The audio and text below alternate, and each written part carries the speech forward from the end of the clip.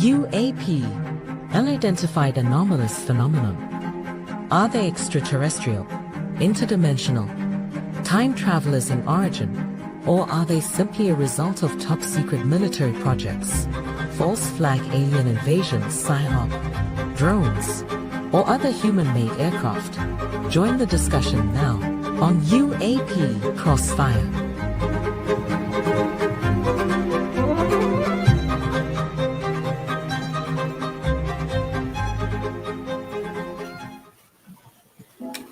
Good evening, everybody. Welcome to UAP Crossfire, a downsized edition today, as our brother Chris is at MUFON, and he's discussing alien hairstyles and hygiene there, I believe, in a presentation he's making.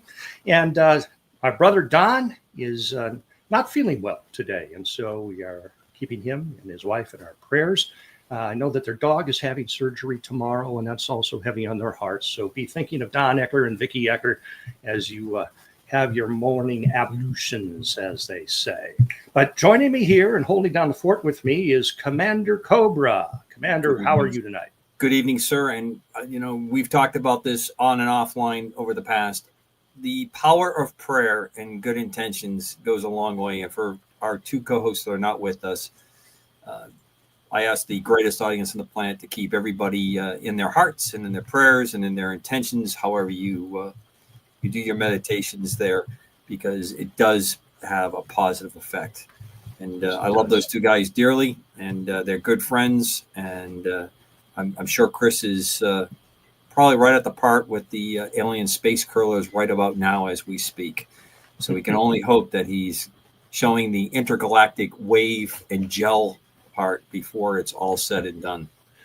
And Don, I hope you're watching tonight. That indeed, we have something very special tonight. Before I jump into that and intro it, because Skywatcher's off stage, getting ready to bring it online. KGRA is selling merchandise. There's stuff coming out. There'll be some new stuff adding very quickly. But I really want to sing a couple praises to the head shed of KGRAdb, how hard they're working to get things online. There's incredibly great signs of success ahead, and it's because the audience that we have for KGRA that keeps things going, and the interactions that you have with other shows and the different hosts that are on board. And I'd like to also single out the head shed of KGRA, as well as Skywatcher's undying commitment to hold everything together. And as the Padre knows, this week, Skywatcher definitely was challenged with some telecommunications goodies to overcome. And he's dramatically gone over the top. And, we've talked a lot, and we talked a lot around freedom of speech and the different types, and this format of what this show presents and other shows like it, not just the paranormal, but the alternative news and the investigative and the discussion that's out there, are critical to our nation.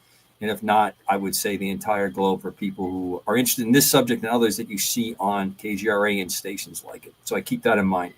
Well, tonight, we have, I think, probably one of the most exciting things that I have seen and heard for a long time on KGRA. John Burroughs is a true friend of this particular show, true friend to everyone that you see as listed as a co-host on this show.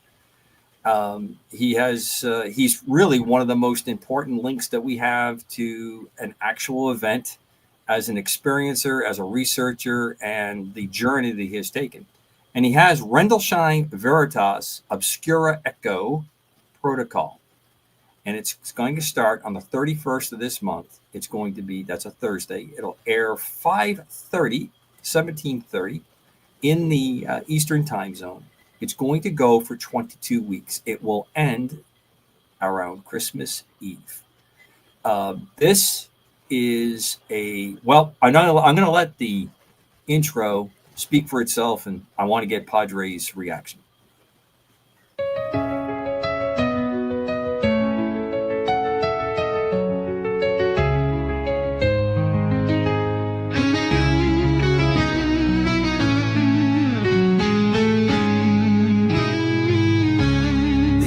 said it was nothing, just lights in the trees, a trick of the frost, a ghost on the breeze. But I saw a mirror older than me, staring through time like it wanted to speak.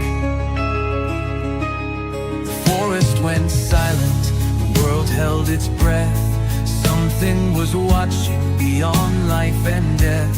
We stepped through the green, boots breaking the seal, not chasing a light, but something too real. I came back with salt on my skin, my mind split wide where the storm got in. They call it a test, but I know the deal. History blinks beneath the green veil. Yeah. Sergeant K whispered, it's not ahead, it's below. Fuse, dog tags, and timeout ought to flow. They never found what we left in that light, but it's humming in blood, and it won't come out right. They filed a report, redacted my name, buried the footage, rewrote the game, but I still hear it deep in the noise, a signal that speaks with my voice. I came back with salt on my skin, my soul unthreaded from where I had been. They say I survived, but I know I failed, left something behind in the Greenville. So if you hear static out under the pine and feel like your breath ain't following time, don't look too close, don't break the seal. Some echoes are meant to stay buried in the field.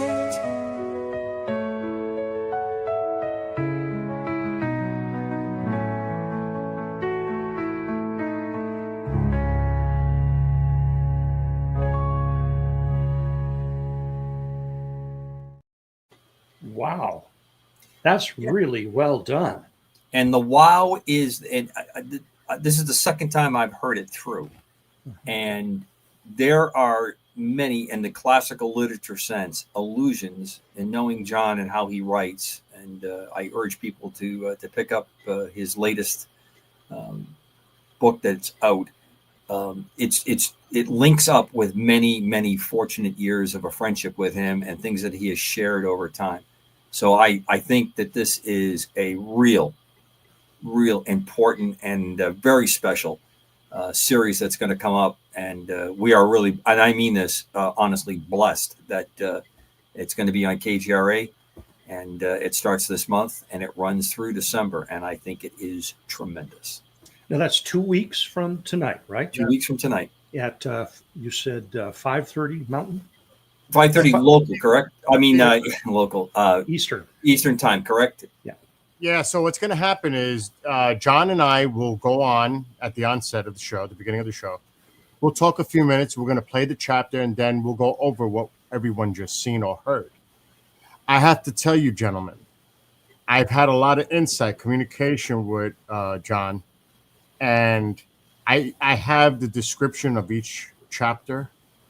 I cannot tell you how powerful this is going to be. I told John it was profound. It's so deep, and I do not want to give anything away, but there is a reason why the last part of this, the 22nd chapter, will air on Christmas Eve. It is unbelievable, gentlemen. Unbelievable. And I've only heard a small part of the backstory here, and I can't wait. Now, Bill, while we have you with us, if you missed the show, how would somebody see it? Say somebody who's like always off at work and flying and doing silly things. Yeah, all the shows are available now. I'm just going to be really honest with this. All the paranormal shows are available on YouTube, but because of certain issues on that platform, we do not stream the law enforcement shows there because Right. in the past that has been an issue. But still, all the programming is on KGRA Digital Broadcasting Facebook. It's all on Rumble. Just search KGRAdb. And also on X at Global Radio Live. That's for the video content. Audio, any podcasting platform that's out there. Pretty much. So, Well, this one's definitely a big step into the digital realm, and I can't think of anybody better, and the experience and the kind of I'm trying to think of the right word, the culturing that John has gone through, because he's had an incredible journey all around this. And just in that little clip, just knowing some of the things that we've gone over recently in the last year with John. In the last last month that he was on with us for a couple of shows and other pieces, this is going to be tremendous. And I like the fact that you're not giving anything away, and I can't wait to see the series as it goes through. now this is science fiction, but obviously you can see there's a little other stuff mixed in there for a reason. But it's all that Rendlesham theme. So I have a question. Is that John singing? Did he do that music? No. Oh. He's got folks that are helping him produce this. Okay. This is going to be an animated series, the 22 chapters. You got a taste of it. Yeah. And everyone that's watching, those that are listening, make sure to check out the show that later on at some point. This way you can see it for yourselves. This is quite impressive. And like you said, Commander, he is just an incredible writer. And I wish I could say a spoiler, but let's just say something happened that a lot of this was drawn from in his own personal experience as this was being created. Interesting. Like I said, I hate to tease like that, but I don't want to get in trouble because Mr. Burroughs may be watching and I'll hear it later. Yeah, I think you are a tease. So leave it right Anyway, there. gentlemen, have a great rest of the show. And also, there is other stuff being on the wings here, and that's 9 Line. Yeah, so everybody out there, and I love the good-natured needling that I've received in emails. Come on, Cobra, where's your show? And if you guys ever saw me when I stand up between on the break to run and get another adult beverage that I often imbue myself with during this show, you would notice that for a older man, I don't have much of a 6 left anymore because I'm working it off. And some of it very happy stuff. Now, with that little whiny excuse out of the way, the man to the left, the Skywatcher, has been an unbelievable champion of trying to get this thing done. He's done great work getting it together. I promise you that we're going to throw up some stuff on it and get back into my particular style of one-on-one. You'll have a in-depth interview with all the hosts from this show, amongst others from KGRA, and then my normal array of guests, books that I pick up, people that I meet along the way, and it's the whole enchilada that we're going to discuss as we did in the past. Obviously, most people really enjoy some of my military and military aviation jump-ins, and if I hopefully, again, without teasing, because I've held him off for so long, he may not be real interested in jumping on. But my first guest that's coming on is probably one of those most incredible people that I think done incredible work. In his insights are amazing, and I think it'll be a really fun first kickoff show. So you may see a little teaser if I can get my in proper formation this weekend, and Skywatcher gives me some more schooling on what I'm supposed to be doing. I like to walk up to the plane, do the pre-flight, get in and go. He's requiring me to do a little of the actual maintenance. And so I will say this though, as Padre, Chris, Don, and you, obviously, you are such a busy individual traveling so many places, including across the pond and elsewhere. So we totally understand, due to your schedule, how busy you are, your availability. And you know what? When the time is right and it's meant to happen, it will happen. But it's probably going to happen sooner rather than later. Yes, we've got to get it done, because if we don't, if we, in the words of Alan Shepard, light this candle. So we got to light the candle. And I just want to say quickly, my love to Don and Vicky. Yes. And Bailey. And we have Bailey. Yes, tomorrow. Special prayers for Bailey tomorrow for quick surgery. I've had the same surgery done for a couple of my dogs, and it's serious, but they have really good outcomes, and that's their baby. So it's important to them that this one goes well. And supposedly there's supposed to be a big announcement. We were told behind the scenes with Chris DePerno what's going at the MUFON symposium where he's at right now, but he is on it. He better, because he said he would when he comes back, to fill us in on all the juicy details about what's going on that they're going to be displaying and talking about as their main focus at this symposium. So we'll put him on the spot. The silverback will get him anyway. We'll bat him around like a beach ball. Yes. Anyway, gentlemen, have a great rest of your show. Thank you. Thanks, Bill. Say, Commander, I had a question for you here off the top. Now, how many years have you been flying aircraft? I'm over 45 years flying airplanes. I started flying when I was 15. I don't want to completely give away the age, but I'm well past the 60 mark. Okay, so let me just ask you this: how many flight hours do you have? I'm north of 15,000, which is, the last few years I haven't been flying as much as I used to in different jobs that I had. So I guess that's a fairly respectable pile of time. And how many of the 7 continents have you flown over? All of them. All, including Antarctica? Yes. All right. I ask you this because once again, there was a program. I just caught bits and pieces of it. Another well-known podcast, Sean Ryan, who was interviewing a supposed whistleblower about strange goings-on at the South Pole base there. And he said, and I quote, "We have technologies in Antarctica that you absolutely would not believe."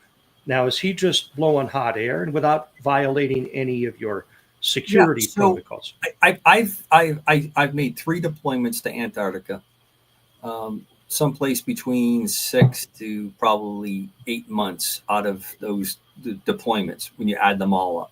Mm-hmm.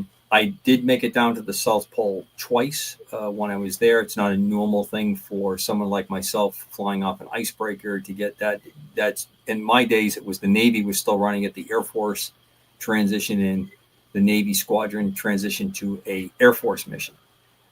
Specially equipped C-130s that have a ski and wheel arrangement so they can land on the ice, because there's no real hard runways to land on down there. Everything is done on ice pack.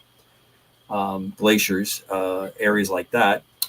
When I was there, I was there for the millennium and the 3 previous years before the millennium, there were some very funny things that happened. There was, I had some really great groups of people I worked with over the years, people that were extremely funny.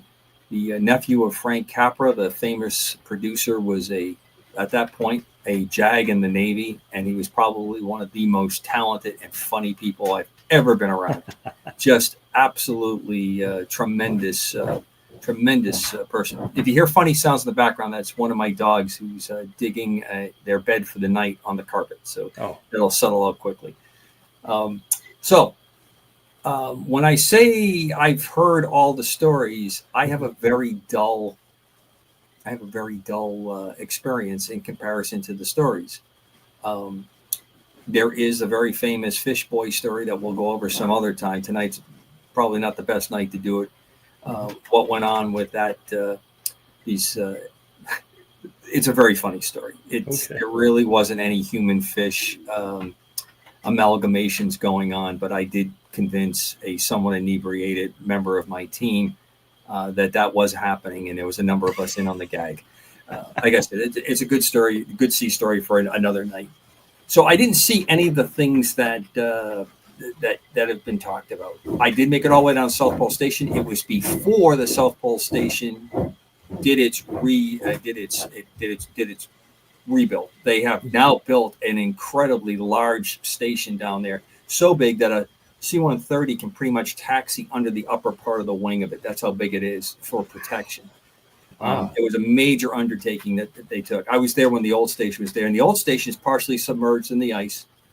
It has like an opening, and there's the insulated housing units that are there, and then for the protection, it's actually in a cave, an ice cave that they've hollowed out. Got to go to the actual South Pole. You could actually take the pole out of the ground and hold it, and then you put it back in the ice, in the hole in the ice. And there's a ceremony at South Pole that has all the flags. So lots of interesting things happen there. Lots of stories from World War II when the Nazis were supposedly, like they did up in the north, dropping these little Nazi swastika markers with streamers they were dropping. They were claiming all this territory, belonged to it. And then, of course, all the other stories of what happened with Admiral Byrd and then Operation High Jump and the fighting with alien. Didn't see any of it. And believe me, wide open to it.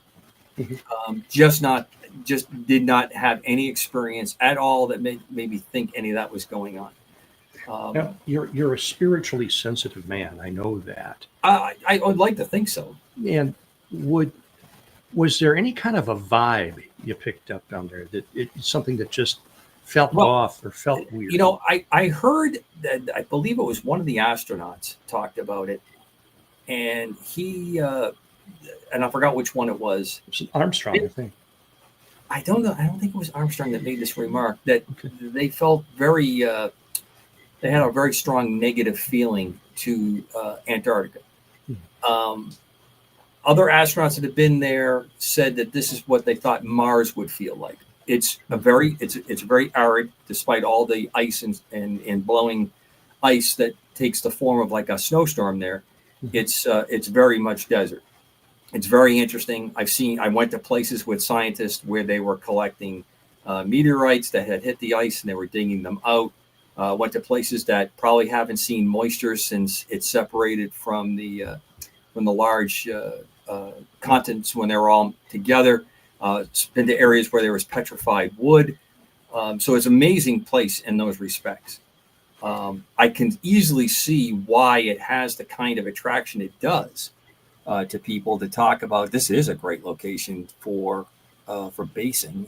If I wanted to have somewhat of a client, that's huge. I mean, we cover such a small part of it and all the other stations that are around.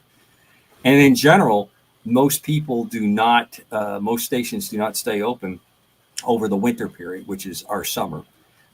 They shut down, and only the biggest stations have a small manning to basically keep the place from catching on fire, to keep water going, things not to freeze.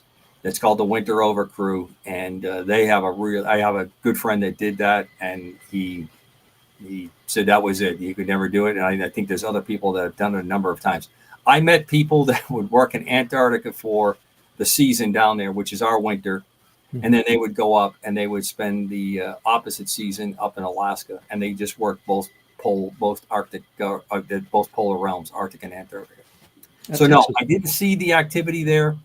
I did not see specialized things going on. It's a very difficult environment to work at. You really have to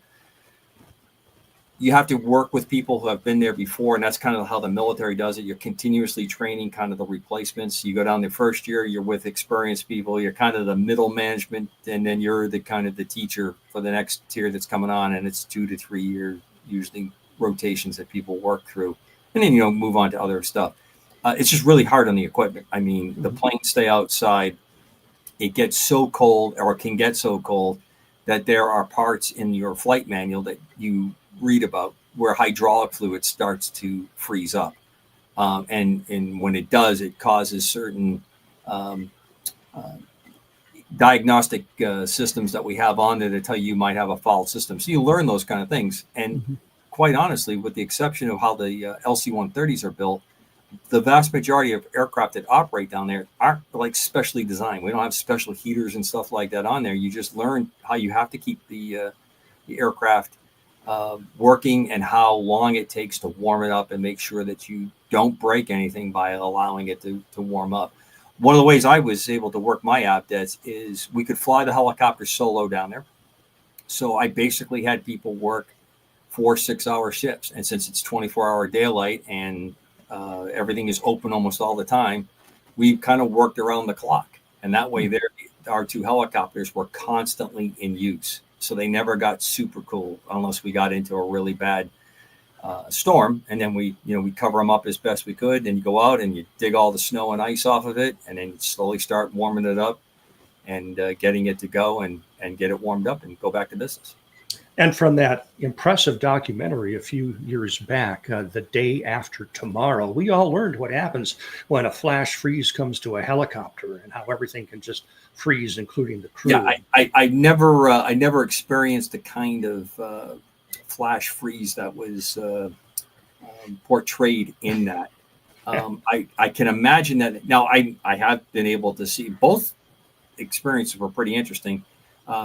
One of the scientists that I was with did the old water where you take the water and you throw it up in the air and it turns to ice, or in some cases it was so cold. And when I was in Dead Horse, Alaska, it sublimated before it actually hit the ground. It makes a popping sound and it goes almost into a near gaseous state, and only very little of it freezes and it disappears.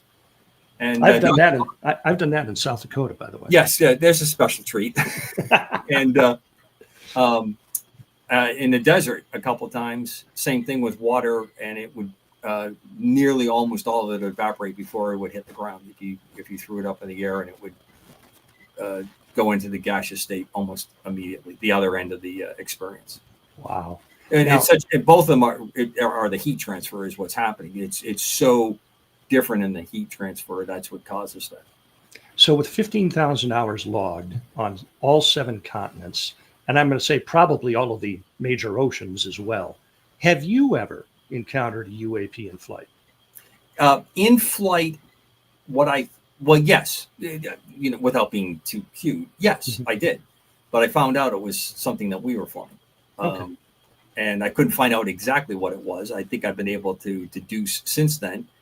It was when I was doing instructor duty with the Navy, and we were up against some of the ranges down by Eglin Air Force Base. I was working for the Navy out of the Pensacola area.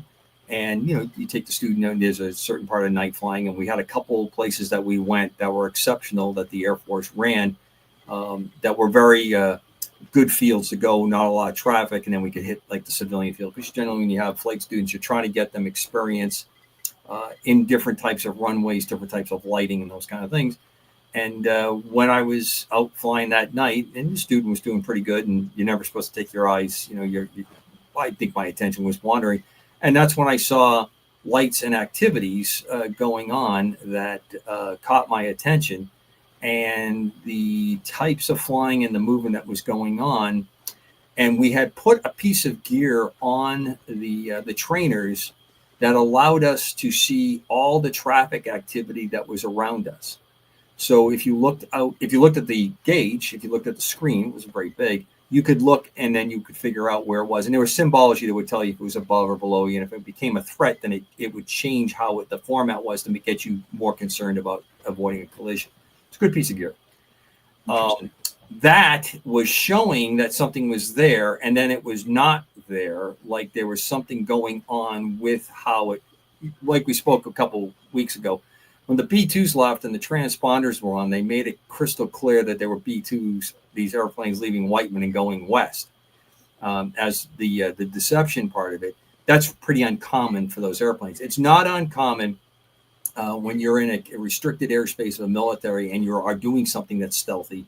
If you're doing something that is, you're testing something on the ground, you don't want to give, when you're doing the test, you don't want to give an advantage by using or allowing the air traffic control system to give it away. And that is made it to a system called indicator friend or foe on the airplane. And what that's for is that when you're in a combat situation, you put discrete coding in that. And when it's interrogated by different systems in the air on the ground, fighters, AWACS, ground radars, it will then assure or very closely assure to people on the ground, friendly or bad guy. And obviously, planes crash, that gear can be recovered. So the way that you code that up and how it goes in is very difficult to easily get those codings. So what I suspect was probably happening was this aircraft may have been turning on and off its system just to orient it so that people on the ground know where it is, and then it's disappearing, and then they're trying to figure out where it went. Not an uncommon practice. I've done it myself, and a lot less anything, sexy like I'm talking about aircraft doing that as part of a test, because I have gear on board that people are checking in my very simple twin engine airplane that does the job really, really well. So we saw this, we talked about it, and then I started poking around to find out a little bit more. And then it was actually a couple years later that I was able to talk to somebody who knew what I was talking about, knew my background. I was still on active duty, and kind of clued me in where it was, what it was, without saying what it was. And we agreed that we needed to drop the matter at that time. The other one, I did not see it flying, the way you put the criteria. And it was one of my road trips coming back. I was coming up, and I am just in the edge of the Hudson Valley, which is the great hotspot for Bill and I and Chris out this way. There's been numerous activities that have gone on. I was very close to the Bridgewater Triangle area as well. That is its own interesting space of cryptids and all kinds of paranormal activity. In traffic, very, very poor weather, and I've slowed down the traffic headed, and I see an aircraft light, and the aircraft light is appearing to come to me like it is an aircraft that's approaching. As you know, when you look at the parallax, if you go with it, it looks like it's going very, very fast if you're both going the same direction. When you're closing in on each other, it tends to have a stationary feel to it on that. So I've spent a lot of time, looking at aircraft and judging that kind of stuff. So I'm watching it. It was obvious it wasn't a planet, it wasn't a satellite the way it was. And then all of a sudden, it did the classical hard, almost 90-degree move like you see in the special effects and disappeared. And it disappeared, when I say that, didn't blink out. It went away at very, very fast speed. And I'm not sure if I'm filling it in a little bit better, but it almost looked like I could see the air disturbance from the area when it did this rapid acceleration, this turn. So if it was stationary, or if it was very slowly moving and it did this rapid acceleration and turn out, caught my attention. I have no idea what that was. And where it was, as I described geographically, is an active area. And even that John Billings, the famous World War II pilot I talked about, he encountered something not very far in the 60s, 50s or 60s, when he was flying as an airline pilot for Eastern Airlines. He spotted something. He talked to air traffic control, and air traffic control told him, "Yep, we have it. Don't worry about it. It's gonna be nowhere near you." And he saw it and go by, and it was a very high speed. And I'm sure it was probably one of the early high-speed reconnaissance airplanes that were tested. Remember, Long Island had Grumman out there in those days. They built the F-14 out there. There's a lot of areas. Glenn, I can't think of the other company now. It's the names that came to me, but it was in upstate New York. So there is a fair amount of activity up until probably the late 80s, early 90s, and it started to dwindle out of here. But we see all the time up this way where I live in New England, countless reports of black triangles. I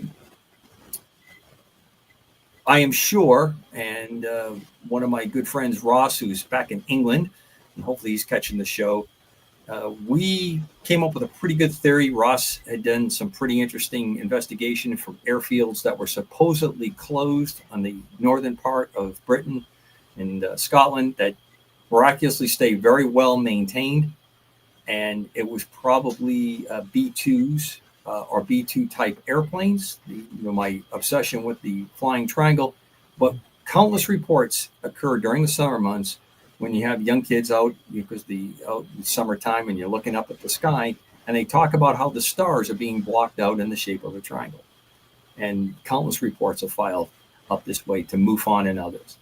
So I'm sure we're on a trajectory or a flight path, what they call the Great Circle Route, that if you're making trips over to that part of Europe, you're hitting tankers and doing that, it's a very common flight path that would be taken. So that's a very long-winded answer to a very simple question. I apologize. No, it's always enjoyable to hear you fill us in on the finer points of aviation technology. But this is a good time, I think, to segue into this, some of the news that broke in the last 2 weeks. We really haven't gotten a chance to dive into it here on UAP Crossfire.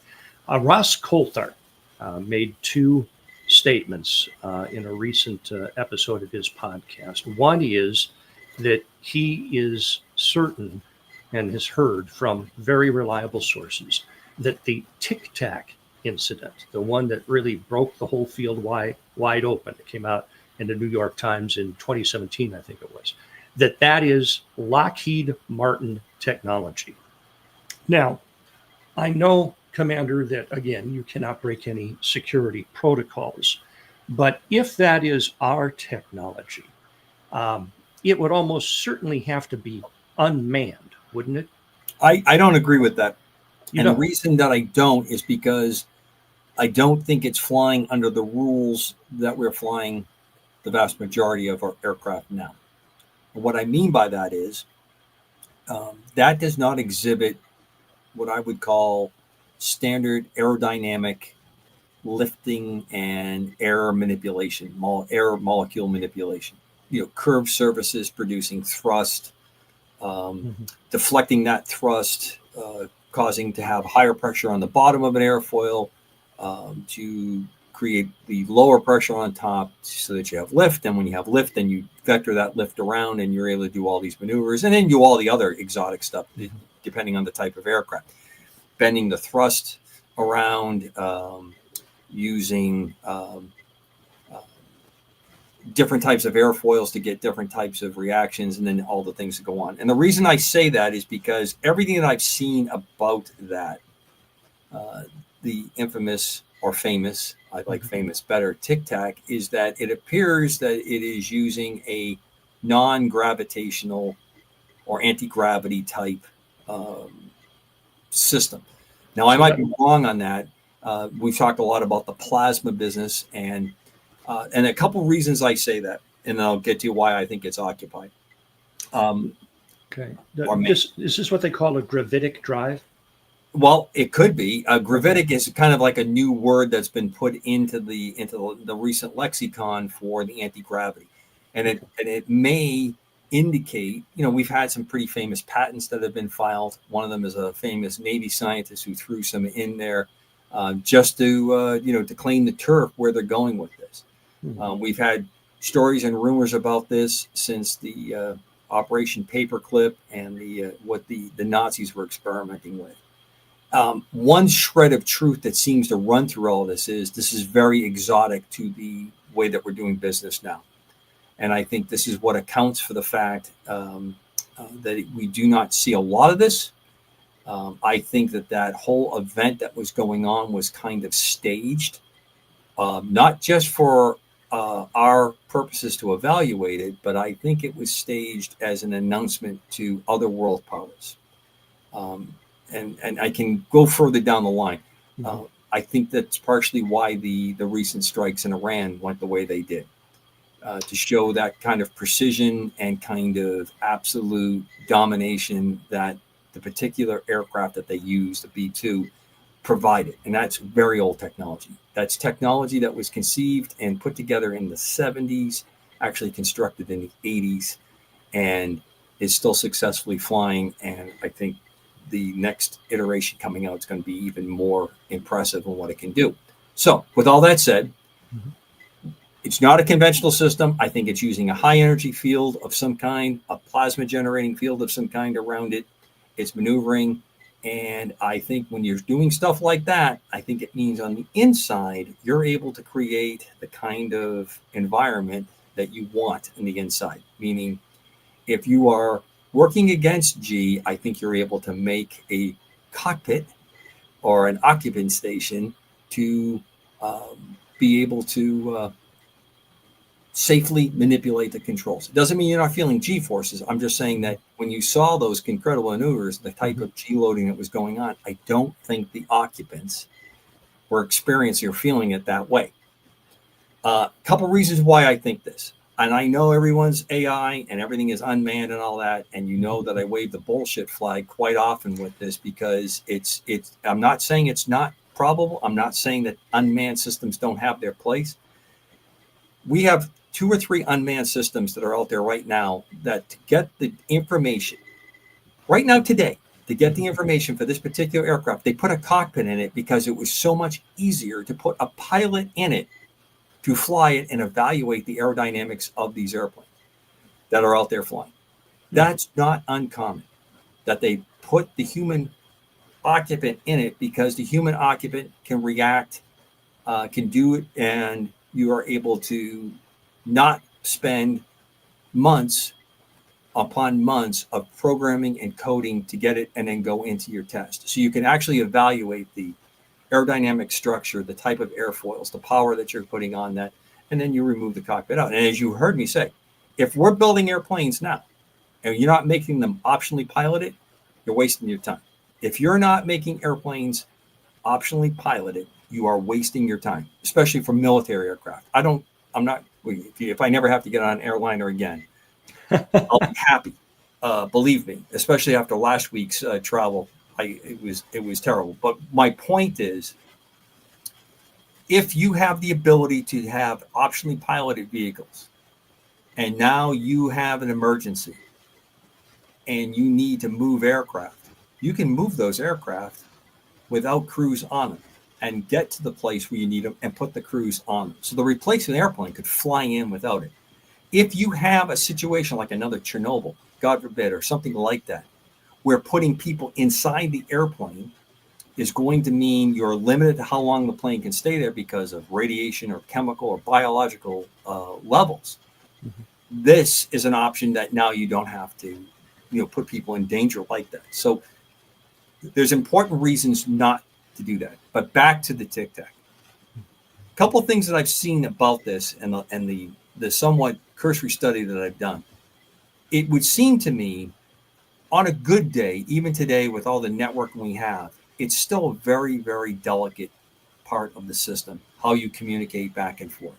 So if the Tic-Tac was flying unmanned, then it sounds like to me that you might have to have a total autonomous capability. And the way this was flying doesn't really match what I think we have available for total autonomy, the way it reacted to other airplanes being around it. Mm-hmm. What I'm getting at is, what I suspect is how this thing is propelled and how it's operating and how it's displacing itself in 3-4 dimensions, height, speed, position, as well as time. Time as we are talking in this time, not all the other multiple levels that we sometimes get into. I don't think you're going to be able to easily have radio signals that will penetrate through it. So so if you have someone on the ground controlling, which we've done a lot of tests where we've done that, I don't see how you get that data link to work. And where this all happened is pretty impressive. Because if they used a satellite array, and we do that, to control some unmanned systems or to communicate with manned aircraft, it would have been a pretty big tell. And never has anybody on the other parts of the press talked about during the Tic-Tac that this was discovered. And that's pretty rare that years later, leaks don't come out and describe how it was tracked. We talk about tracking stuff all the time.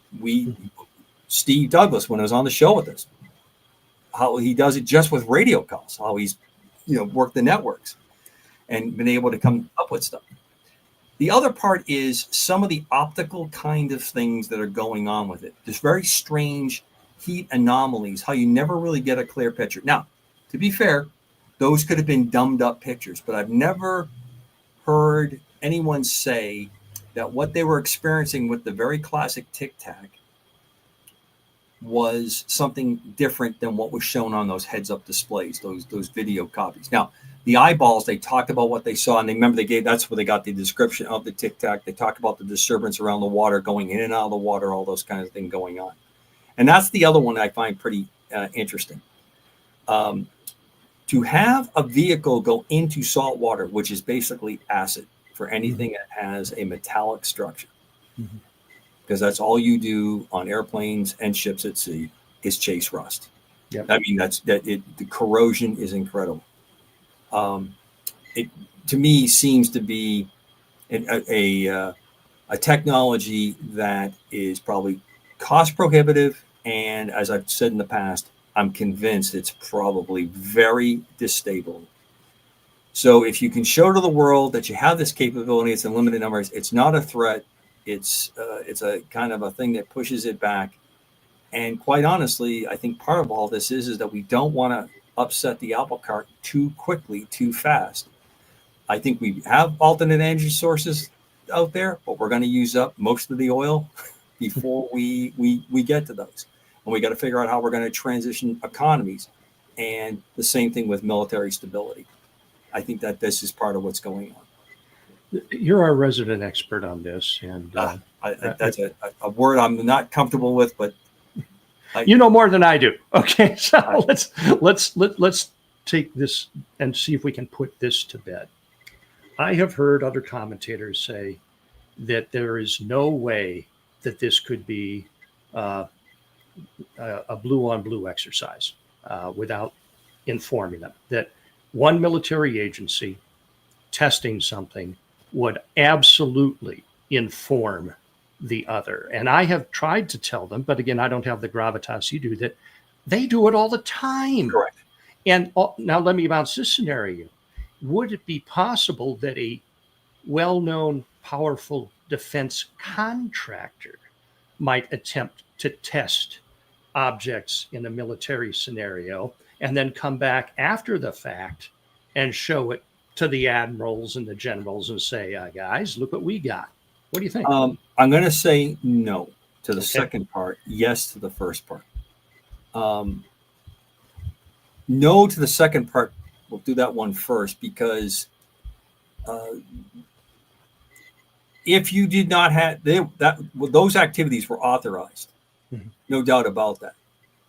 How far down that line goes, when you do certain types of readiness exercises, all you know is the exercise is going to start at a certain time, and everybody kind of builds up for that and gets ready for it. I worked as part of a unit, and the unit would say, the exercise starts at midnight on what night. And in the beginning, because it was all good natured and, and stuff, most people agreed that would be like first light, maybe as the sun's just starting to, dawn's just starting to break. That's when things would start and all hell would break loose. Not one of the guys that I worked for.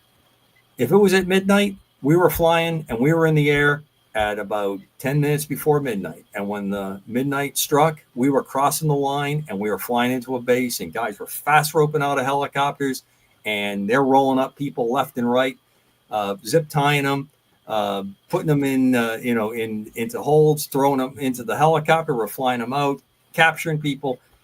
Lots of units do that. And then there are what I consider grievous departures that have happened in the past. Where we did things, experiments with LSD, chemical, biological agents. There is a lot of things that have gone on in and out of the military under government auspices that have occurred. For whatever reason that someone justified in their mind that it wasn't the right thing to do. But in this particular case, this carrier was on its workups. They were getting ready to go on a deployment. So it's a really good candidate for it. No one was armed, so there wasn't going to be any accidental missile firing. And the other part is this. Even though they're not armed, the aircraft, the ships are. And at some point, if this was, and like we had on the other UAS events that occurred later, where they had all the little UASs, the little drones that flew over, and the Navy sailors had their phones out and they had actually made some videos of this. And it got onto the internet, and the fact that didn't go out of control, and that that was even allowed, that the phones were allowed, that stuff got out as easily as it did. This was an assessment as part of everything else. And Rick in the chat is saying, well, come on, Cobra, there's a long distance of time between it. We've been going butt to butt or head to head, butting heads. That's probably what I was trying to say. Do that, yes. With the People's Republic of China for a long time, since the 50s, if you want to get pretty accurate. So I don't think that this is anything new, and I don't think that they are solely the reasons that they the only candidates out there to put that into check. And I do remember this. My formative years, I was in Europe in the mid to late 80s. And I was at a advanced tactical school, flying school, and we got a brief. And they were, the Americans were coming in and saying, "Listen, it's great the way we've been doing business." And almost all of NATO was designed to do very fast jets, very, very low.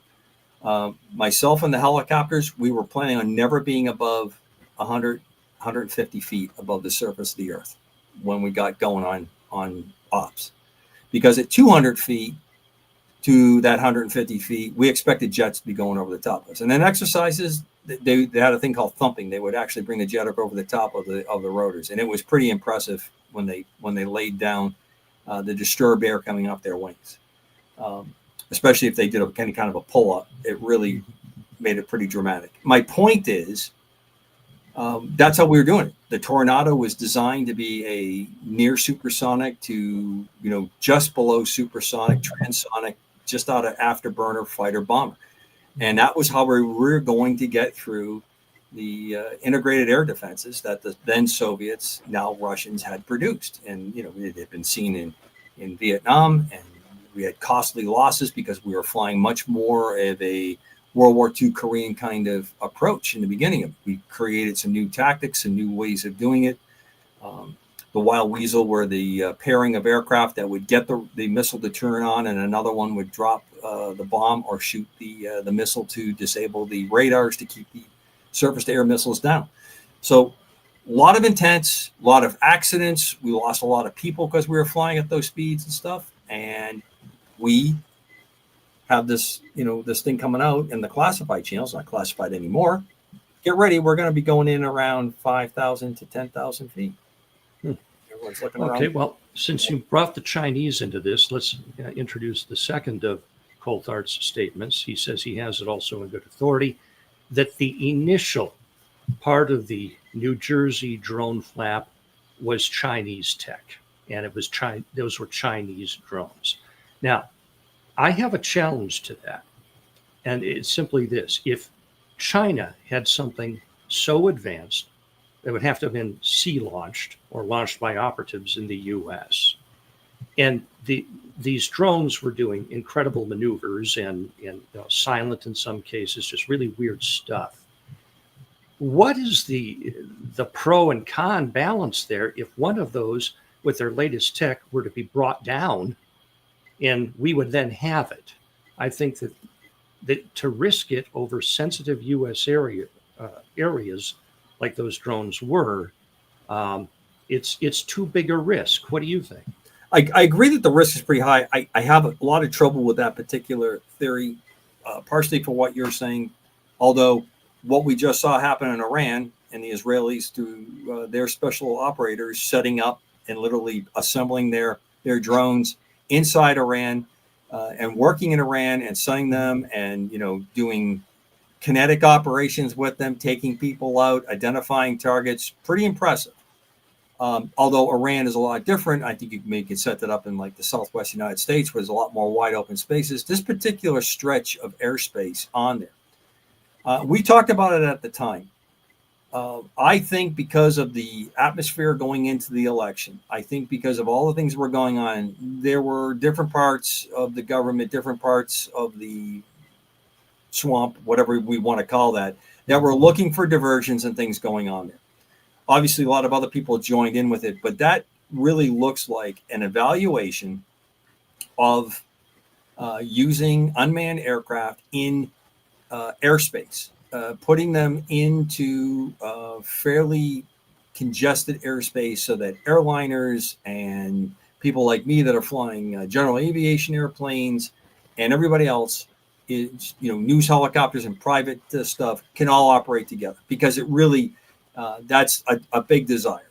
Get it off the surface roads, move it quicker. And there are some applications like medical applications where this could be the cutting edge stuff, where you have one location that's producing what you need, and then you fly it right to the hospital.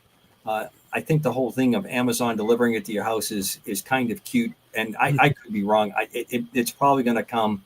I have a hard time quite seeing that all work out, but it could. So I think there's a lot of other things in play there. But I have to say this, and I don't really want to upset folks, but I think the previous administration was a lot more comfortable with the PRC activities and things that went on. It just from where I sit in the cheap seats, that if something was going on and they weren't going to do it, and to wit, I'm talking about the balloon, okay? We tracked this balloon, and then I got to hear this kinds of nonsense that we can't shoot it down over Canada, we can't shoot it down over Montana, and it's got to fly all over the United States, and then we take it down at sea because we don't want to risk it. I understand I don't want to risk it when it gets to the East Coast. And then after that, we couldn't shoot them down enough. We were shooting little balloons with F-16s in Lake Michigan with the missile pointed at Canada. But you're telling me over the great Northwest, the Great Plains states, big sky country, we can't take a shot at this spy balloon. So I see some inconsistency on how we dealt with them in the previous world that we lived in last year and the years before, the last 4 years, to where we are now. But I think my heart of hearts tells me that was a sanctioned operation. They were trying to determine it, and I'm always going to go back to this, and I know we're coming up against the break. I think a lot of times when the government does these things, they're looking for our reaction to it. They're looking to see what people talk about it, and most importantly, when is it no longer part of the news cycle? When do we move on to something else? When do we get upset about something new? It used to be weeks that people talked about stuff. Now you're lucky if it goes 6 hours and move on to the next subject. Well, speaking of hours, our first one is done. And so we're going to take a quick break here, and we'll be back in about 3 minutes with more of tonight's UAP Crossfire. So please stay with us.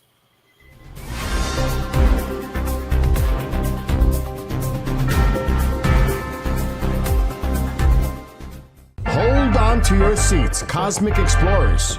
KGRA Digital Broadcasting, the unrivaled #1 source for raw, uncensored paranormal and UFO talk radio, has just unleashed a sizzling online merch store. Stay cosmic on the move with accessories, rugged phone cases, vibrant yoga mats, and notebooks perfect for jotting down UFO sightings. Ignite your obsession with the unexplained through bold, exclusive gear that demands attention. Kicking off with the Supernova, the store launches 2 heart-pounding collections, KGRA Digital Broadcasting and Bishop James Long. Every item you grab helps power the network and its groundbreaking shows. Stand with the truth seekers, act fast, score your stellar swag, and join the uprising today.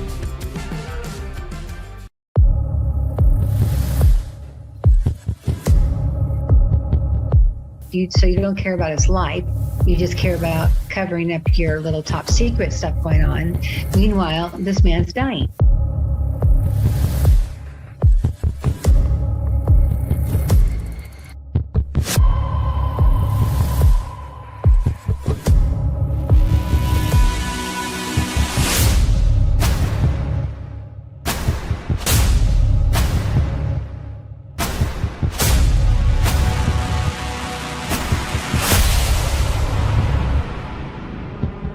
How dare you put these people in the military to defend us, and then when they come out, you just kick them to the curb.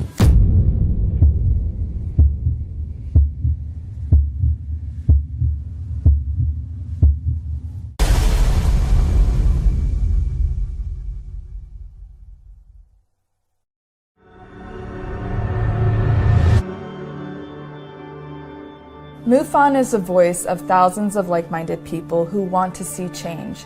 We speak up against UFO secrecy. We engage governments and agencies around the world on the topic. We share information with the public through our journal, website, newsletter, social media, and even our own TV channel. When you join MUFON, you add your voice to the cause. Few things are more important in our time than understanding the UFO question. Join MUFON. Find your friends.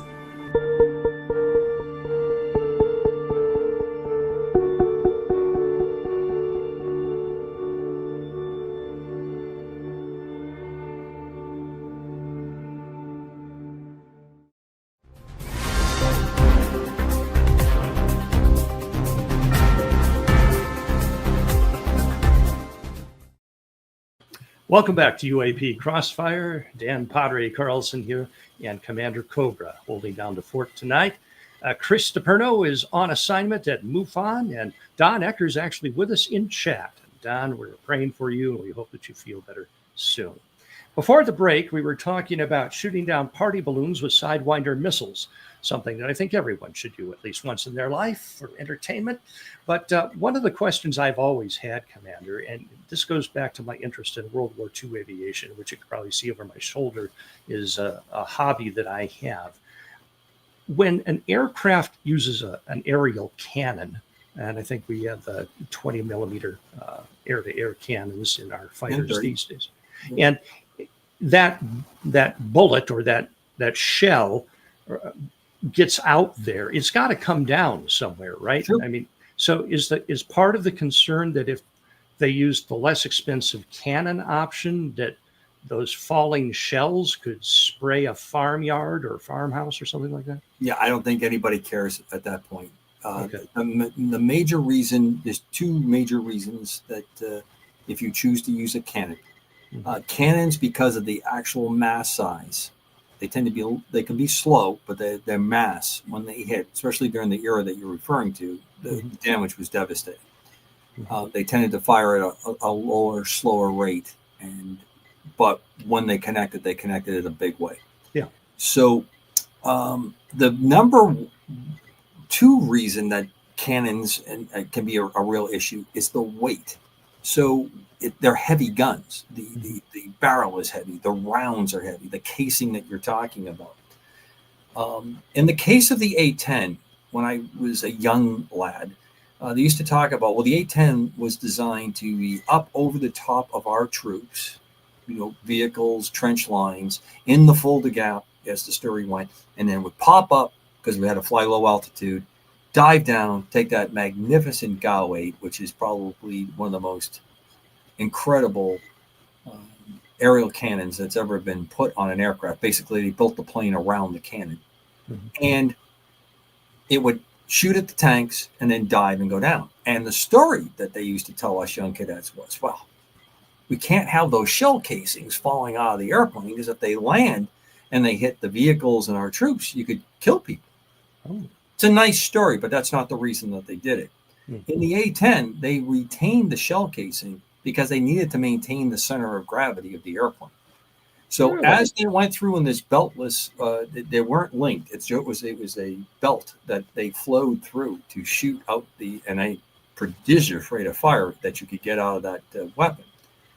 The casing just would go back into the retainer, and the tank, not the tank like a armored vehicle, the physical enclosure where these rounds were going and where the empty shells would go when they were done, was huge. And it was designed to keep the aircraft within a CG balance. The A-10 is probably one of the most survivable airplanes. I urge anyone that's listening to the show tonight to go on YouTube and take a look at, most of the wing missing. But the concept of its design was one wing missing, one engine not working, and part of the tail, and it still would fly back. And there are some pretty impressive from the OIF and OEF events and Desert Storm that are amazing, what the punishment that the aircraft took. So that's the story on cannons as I understand it. And in general, I don't think anybody cares. In fact, during World War I, the flechette was a very interesting weapon that they used to use on trenches. They would actually sometimes either create it behind the cockpit or put it in the back cockpit, and they would make steel darts, basically, is what they were. They would be in a hopper, and the pilot would line up on the trench and open the hopper as he flew down the line. They'd fly at sufficient altitude, and they would get down, and they were lethal. They were lethal gravity falling darts that would do grievous damage. And and the other part is it would get people out of the trenches, and then they would open up and start shooting when people came out of the trenches. I didn't know that. I learned so much when I talk to you. It's incredible. But as long as we're talking about shooting down drones, I don't know if you know who the commentator Eric Erickson is, but he broke news today that he has sources ostensibly in the military that have informed him that the same technology that was employed by the drones over New Jersey is now being used by the Russians against the Ukrainians. And he broke that story about 5 hours ago. Right. And so we know that Russia is using drones. And, we've already discussed tonight the manned versus unmanned aircraft. But, if you're talking about something that's going to go and blow itself up, tying that into the whole UAP thing, when if we're in a situation where we have to bring something down, what are the protocols for that? Who actually makes that decision, and what's kind of the flow of shoot or don't shoot in the military? If you're talking from an air defense standpoint, where something's approaching the outside the United States and it's coming towards our airspace, our declared boundaries and secure airspace, we have fighters. We have now we're deploying more Patriot type missile systems, and it's a fairly clear line of demarcation what they're going to do. With the idea, of course, being you want to engage that as early as you possibly can, so that when you do detonate and you do go forward with it, the earlier part that you were discussing, wreckage, ammunition that misses, stuff that goes up and comes back down. There's been countless examples in the end of the last century, places like Libya, where they had no chance of shooting the attacking aircraft on the airstrike, but they were shooting everything up, and they were shooting it almost straight up. And it wasn't like self-destructing, it wasn't exploding. And even when I did, the materials were coming down, and it's covering large areas, and you're inflicting damage and you're killing people. There's just no way around it. Again, back to that earlier discussion, I think that partially could have been an assessment of what's going to go on. The Russian-Ukraine war has been an incredible laboratory, and you can see that the Israelis very rapidly have used some recent lessons learned to very quickly apply that in Iran. I think it is honest to say that we probably have some measures, but they're very brutish measures. I just read something today in Task and Purpose, great online military journal, where they're going back to the old days with the tanks, and the tanks are going to fire rounds that are going to air explode very close to where they are. They're going to take it down, and that's just an extension of how they had a Sabo round that they used to talk to us about in Germany, that when they saw helicopters, that's what the tanks were going to do. They weren't going to wait around. They were just going to go, and they were going to blow as much as the area around it, trees, air, and go and clear a large part of the airspace out with a detonating Sabo round to go do that. We're doing similar things. You've seen a lot of recent technology. The thing that's difficult in the world of quote unquote drones, or the UAS, the unmanned aerial systems, it's a wide spectrum of capabilities. The ones that we saw doing the New Jersey op were fairly sophisticated. They were flying kind of set paths in there. They had large cargoes, and of course the overall, I don't want to say hysteria, that's not the right word, but the whole thing going on with it just built upon it. Silence. You had people taking pictures saying they're silent. Well, they were too far away to hear any kind of sound that was coming out. And there are some that are very quiet, especially in an urban area when you have vehicle traffic, industrial noise in the background. It can mask it very quickly. So those may have a network where you're trying to take the network. So you point it at the vehicle, and now you're trying to overwhelm it with some kind of EMI, electromagnetic interference, to try to break its lock. And then you are counting on one or two things: that it has some kind of self-programmed logic that when it loses it, it's going to go into an orbit in that spot till it regains it, or it goes back to its origin. Then you have the kinetics, where you're going to shoot stuff up and try to take it down. Today I read that they are getting better gun sights, so soldiers will be able to aim whatever their long gun is, whatever their long rifle is, and have a better shot at taking them down. And then you have the smaller ones, which are basically the personal hobbyist drone that's out there, with very small payloads, but can go. I mean, it was incredible what the Ukrainians were doing. They were flying them into areas. Now, pretty gutsy what they're doing, because they had to get pretty close. The range of these things is not that great. But it does allow a very small team, especially if you're patient, to get in, study your target, and you realize, well, it's got a nice clamshell on it, but there's no nets, there's nothing in it, and we just got to fly down.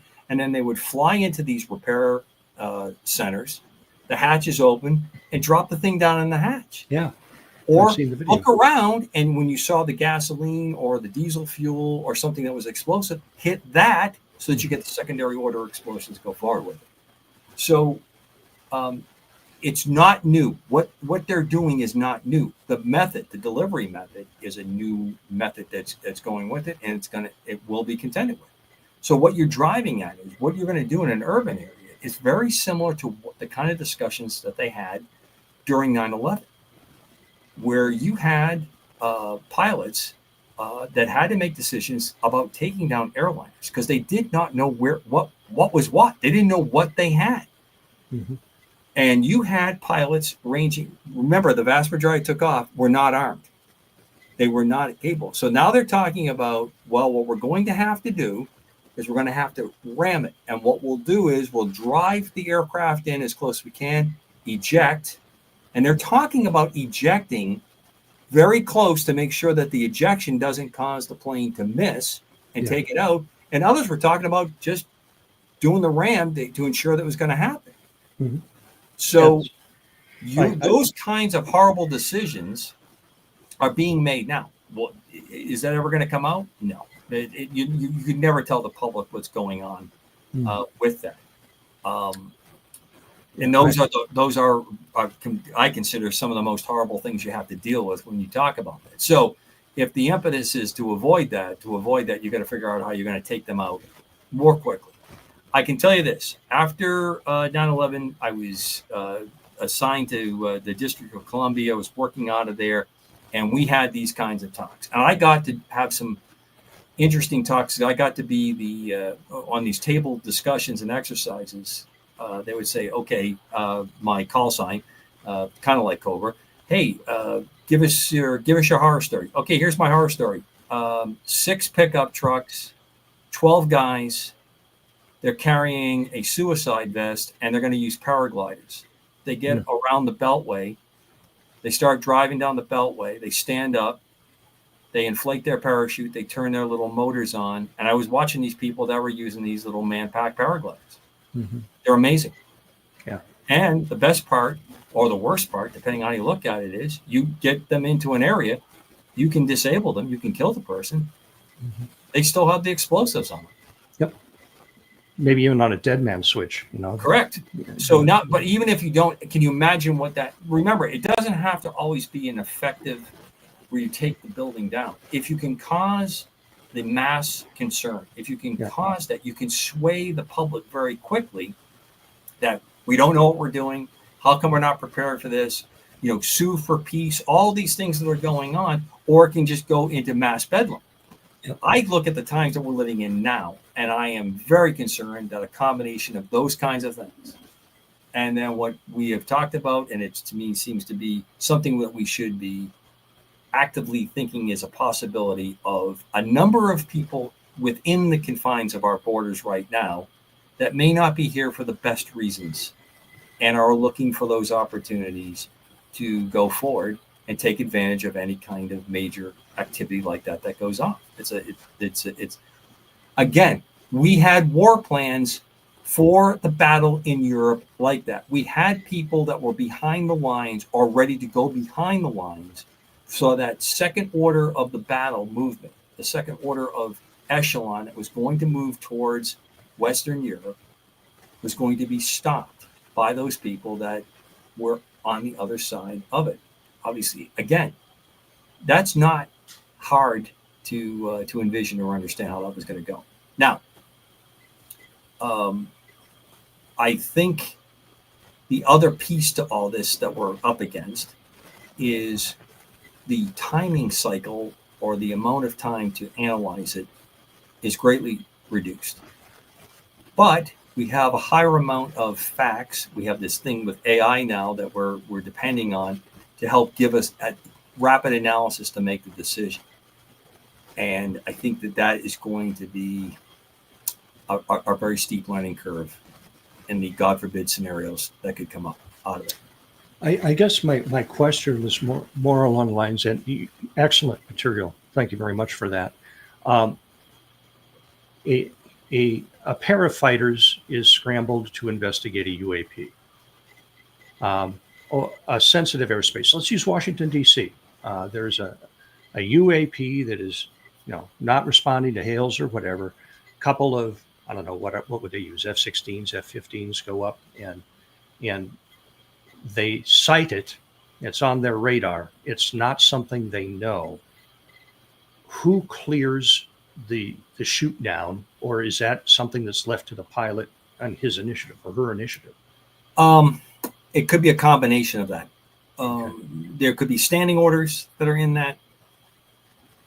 In the case of something that is known, the small single engine airplane, Right. we've heard a lot of it. The airliner, the intermediate business jet kind of thing. They're going to do a lot to try to avoid having that actual kinetic engagement with it. And then if it's slow enough and it's slower than the jets, there's helicopters, Coast Guard helicopter, in fact, that's assigned to do the visual fly up. So when you're between those speed gates, the helicopter's fast enough to get up with most small general aviation airplanes, and then you have the jet. And the jet has things they can do. They do the thump. They'll come across the front of the nose of that and go forward.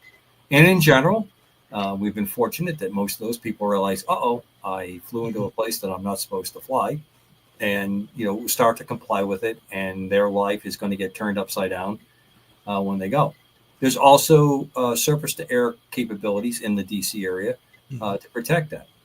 And there's a protocol, and there's people that are constantly watching it, and it's going to go, and then someone's going to have to make a decision. And I can guarantee whoever makes that decision is going to be praised and ridiculed no matter. Yeah, it's a no-win. It is a no-win. It is a no-win. So you're trying to avoid that as much as possible to have that come up. Now, let's say you roll up on something and it's the Tic-Tac situation. Yeah. It's the we don't know what it is situation.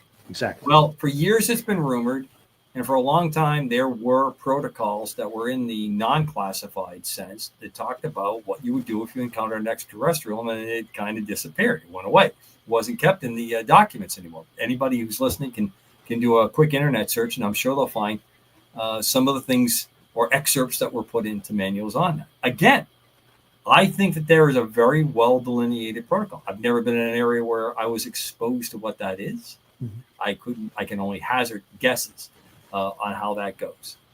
I would have to believe that if you have, let's say it's a Tic-Tac or the flying egg, it's not responding to hails. It's not obeying commands to land or move away. There's a point on a map where if it penetrates that perimeter, you got to take it down because you just don't know. Right. I think that that's a fairly accurate way to go. I mean, in the past, when aircraft have done that, the very famous one is the Army helicopter pilot. The one was in the Army, and he stole a helicopter. He just lifted it, and he flew it to the White House. And if you remember what happened, they moved the president, to the secure areas below the White House. Mm-hmm. And in those days, they didn't have anything except long guns and shotguns and handguns, and everybody was out all over that building, and they completely ventilated that helicopter. He did an auto-rotative landing to the grass. He survived. I don't even think he was badly injured in any way. And he went to prison. And he was there because he was protesting on, how things had gone for Vietnam vets. I think that was the case of the situation. My point is, the whole reason that happened is because we didn't walk helicopters. Yeah. After that, helicopters had to have a chain and padlock put in. Most military airplanes don't have keys to start the airplane. It doesn't make sense to have keys to start an airplane. You have, a procedure, and you have basically push buttons and switches that you throw, and off you go. Some require external coordination with someone outside the airplane to get air moving through the engine to get started so it can do the start, and others just start off a battery and have their own self-start capability. But that was one of the changes. So that's why when you see people, they talk about security around the fields, they got a lot better. The installation has to step up, and I can tell you right now, working at a base now, it's a daily reminder. There's as soon as you drive up, there's a color code to tell us what the threat condition is, and there are great people that are working the gates, great people that are patrolling and running the op. And I'm not at a very sensitive installation of any kind. It's serious where I'm at, so you can imagine others. That's just the price of doing business. Now, I'm going to switch tables on you, Dan, and for the audience, because I want to talk about this with you. I've been talking to you about this a little bit, and I'm going to talk, and if anybody who's listening is interested, drop me the email, and I'll send you a copy of this. And it's entitled The 10 Most Famous UFO Sightings Throughout History. You want to hazard a guess what number one is? It's come up. Roswell. Roswell. Yeah, Roswell is the first one they have here. They got, one of the famous photographs. I got to be honest with you. I have vacillated back and forth between extraterrestrial and not. But I will let me just clarify my position on Roswell. Obviously, something happened. There was obvious mistakes or intentional deception that went on around the incident. It's indisputable that something occurred. It seems indisputable to me that something was recovered. But I have heard explanations throughout the whole thing that tell me one day I'm convinced it was extraterrestrial, and other days I'm convinced it wasn't. And part of it is the amount of information that's out there, and a long span from the time that it occurred to then when people remembered stuff, and then people started to come forward with stuff, and witnesses started to show up on it. So there's that aspect. There was a balloon program going on that was extremely sensitive. And that balloon program used a balloon that went up to high altitude. It got into a saucer shape, and it was doing what the Chinese balloon did. It got into the airways, and its whole job was to do radiation level checks, because we want to know what the then Soviets were doing, as well as what the People's Republic of China was doing. We were looking for the types of detonations and the background radiation that they could scoop up. And the reason they were using the balloons is because the U-2 wasn't quite online yet. The B-57, the RB-57, which preceded and then was part of the U-2 program, wasn't quite online yet, because we had just started to get them. So this late 40s to early 50s, mid 50s, this was a critically important program. And it was very, very sensitive, because I believe the government did not want to let on that we had this ability going on. And at that point, the radar obviously could not pick these up. We did not have radar sensitive enough to do this. I don't know if other nations were doing it, but that was a big part of it. And that all surrounds Roswell. So I think I throw it to you. What's your thoughts on Roswell? Like you, I go back and forth. Yeah, clearly something happened. I don't think that's in dispute. Something that involved a highly sensitive, as you say, or top secret military project, or I don't know about extraterrestrial, but let's just say something from a neighborhood not around here. And I really struggle with the early newspaper reports of Air Force downing a flying saucer and the recovery of bodies. I don't buy the whole recovery of crash test dummies that were thrown out of a balloon or something. Yep. But I think that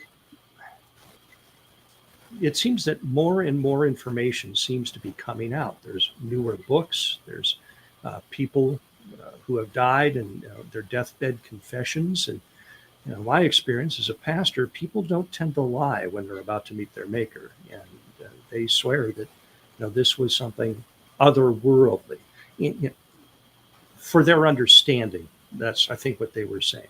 Interdimensional, maybe something we don't know about that's been here all along, but just not, let's just say, not human in construct or origin. And so, like you, I go back and forth, and it just kind of depends upon what the evidence supports at the time. And at the moment, right here, I'm thinking, there's something there that is otherworldly. Let's put it that way. All right. You want to take a guess at number 2? You kind of linked it up. Oh, Roswell. I was going to say Rendlesham is pretty widely known. Yeah. Number 2, according to this list, is the Kenneth Arnold sighting and the flying saucer. Oh, yeah. And, one of the things that I found, and I heard it. I don't want to say I was dismissive of it. I don't think I gave it much credence. But Don, the old Ecker, said one night how the reporters were there very quickly to meet him when he came in at some point in his flights, and he's describing this. And I went back and looked at stuff, and it's given the time period. Nowadays, I wouldn't be surprised. Yeah. But for the time period, what was going on, and how quick this story got picked up, and how quickly it went, and his description it went on. And it's interesting how he talks about saucers, but what he drew much more of a flying wing type looking vehicle that he had on it. Mm-hmm. It's an interesting one. I think when you take those two 1947 events and the whole term that saucer was thrown in there, I find it interesting. And of course, that part of the country has an incredible amount of historical activity that's been talked about, and many theories, underground bases, all kinds of activity around it. And of course, we have the link up. It's a prodigious area for the Yeti, Bigfoot, Sasquatch activity, which seems to go hand in hand. So, what do you think of Mr. Arnold's? I think it was our stuff, and I'll tell you why. Being a World War II aviation enthusiast, we've already mentioned Operation Paperclip. For those who aren't familiar, it was the end stages of World War II, and it was a race between the Soviets and us to see who could grab the most German scientists and bring them over to work on our stuff. At the time, Germany had a number of very interesting aircraft in development. One was it the Gotha, Horten Gotha, that was supposed to be ultimately, if the war had continued, their flying wing aircraft that was going to bomb New York in some way. They had a way to extend the range. They had the flying wing. Right, the Arado. I think you're also referring to the Arado. That's the other one. The Arado was the first jet bomber that actually did see service. Right. But it was not so much a flying wing. That was more of a cigar shape with a high wing and a pair of jet engines slung under each wing. These were true flying wing aircraft. Also I think it was Dornier. I can't remember who. It was the brothers. It's going to come to me in a second. Yeah, the Horten. I think it was the Horten brothers. Yeah, Horten. Yeah. That's the aircraft that I'm talking about. And they had two prototypes built of this thing. Yep. And it wasn't very long after that we had our first flying wing bomber. I remember its movie appearance in the first movie of War of the Worlds. Right. It was the one that dropped the atomic bomb. The B-47. Yeah. No. Hold on. I want to say 49. And now I got to think back to it. because that's the Northrop's. And the main problem that all those planes had was we didn't have the onboard computer technology to control Stability. with conventional airfoils.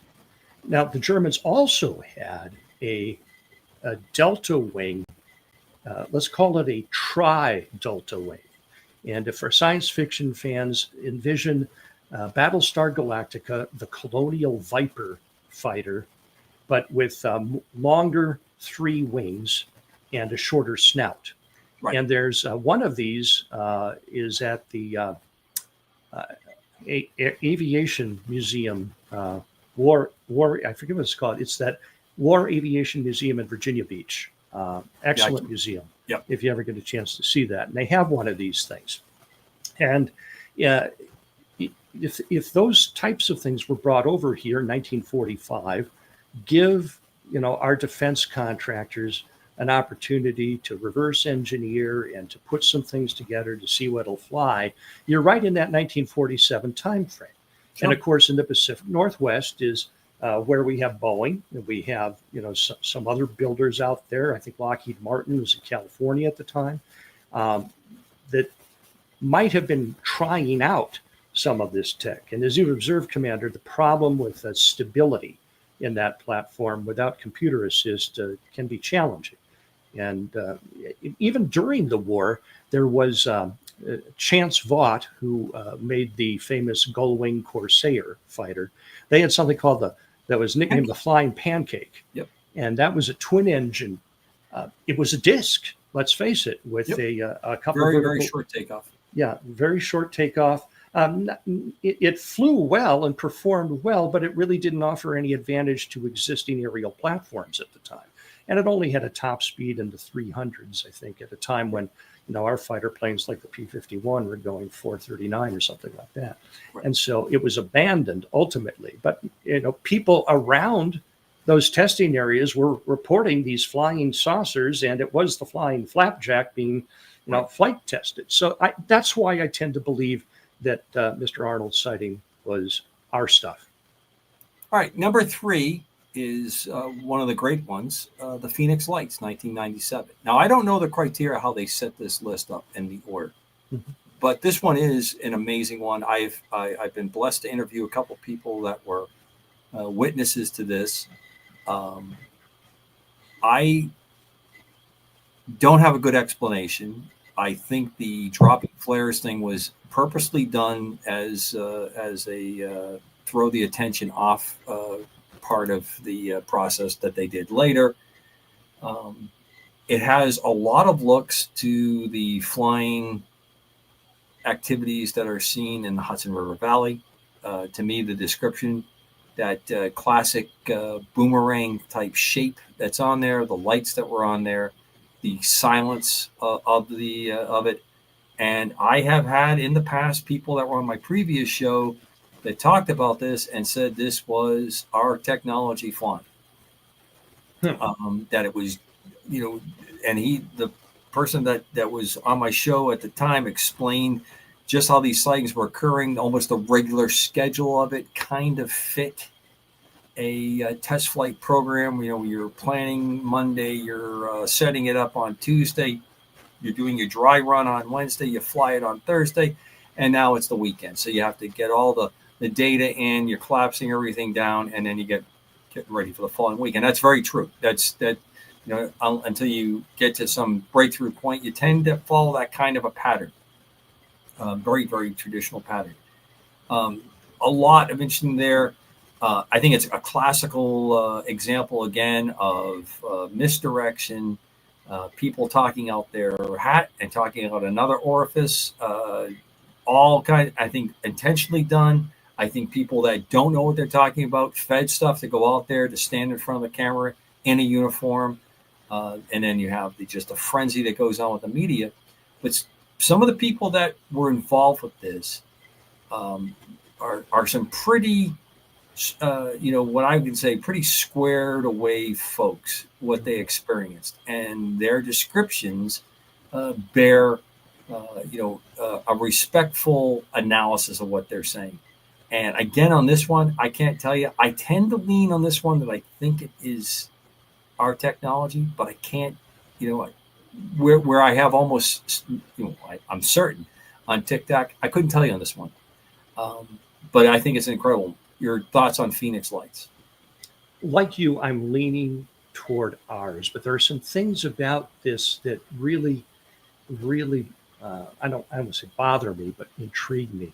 Mm-hmm. The first is the sheer size, the whole scope of that. The idea that a craft that large, if it was one single craft, could appear over a large American metropolis without active interception on the part of our military, without, people escorting helicopters or jets in the vicinity.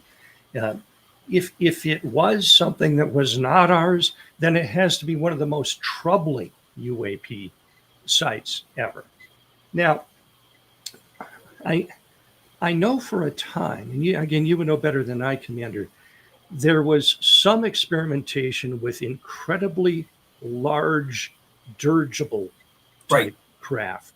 Combinations of both, Yeah. where you had propulsion, as you said, a dirigible, but in this shape. And Right. there are some very famous ones that were reported over Europe Mhm. doing reconnaissance work Mhm. that were simply amazing.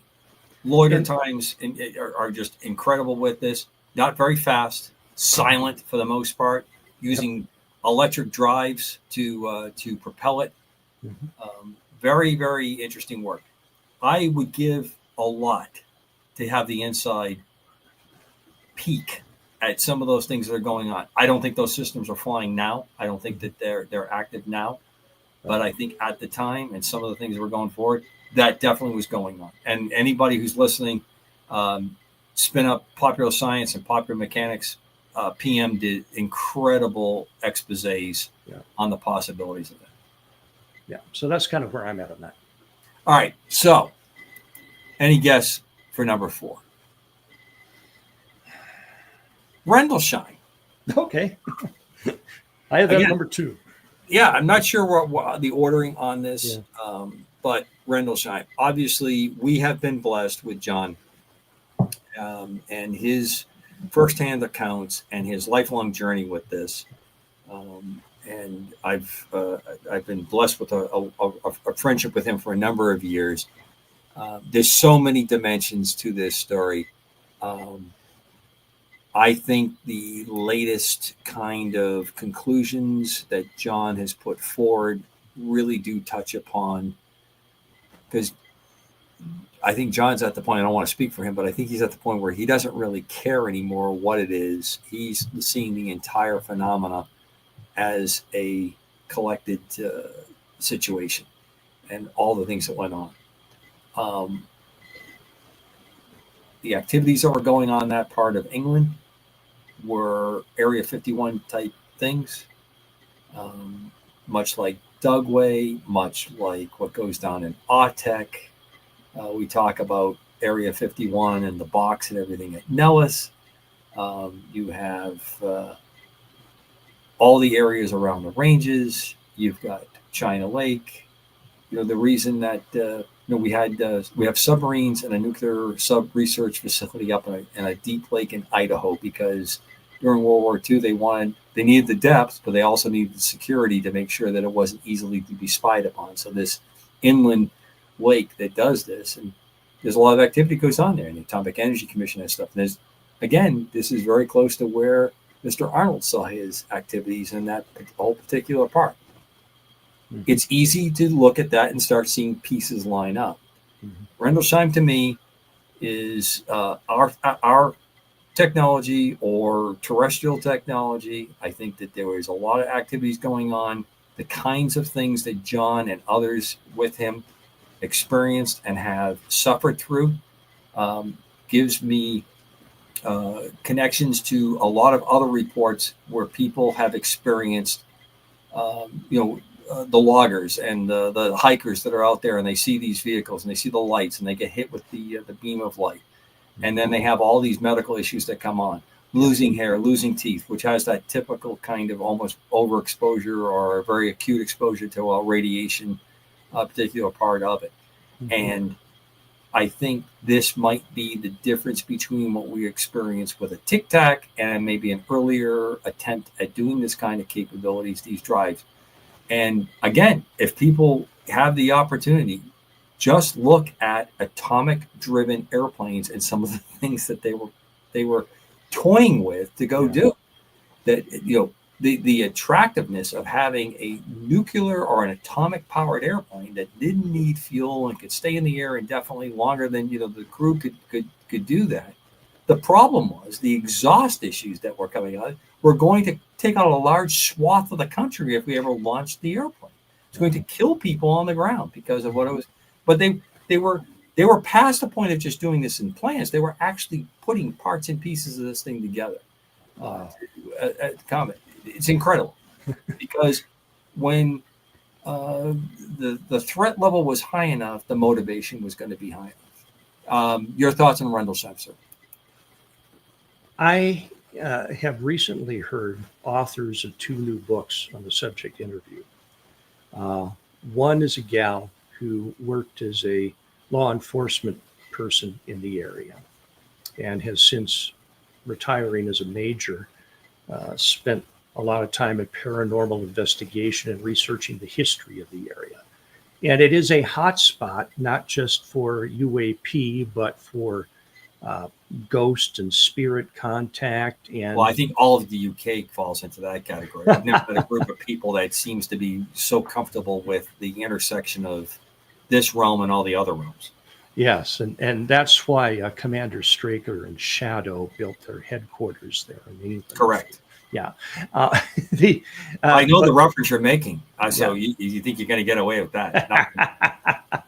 And so she reported on cryptid sightings in the area, and it's what we would call a UAP hotspot, like the Hudson Valley that you mentioned earlier here. So it was some weird stuff was happening before the famous incident, and some things have apparently been happening since.